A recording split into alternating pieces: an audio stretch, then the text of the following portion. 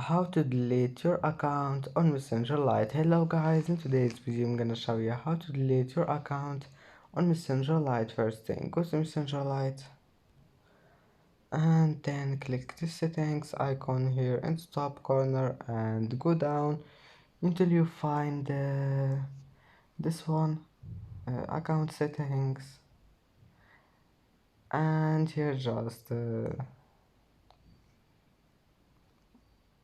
click account ownership and control, and here click deactivation and deletion, and then just click delete account and click continue to account deletion. And that's it for today's video. If you like this video, please don't forget like and don't forget subscribe, and thank you for watching this video until the end. See you in the next video.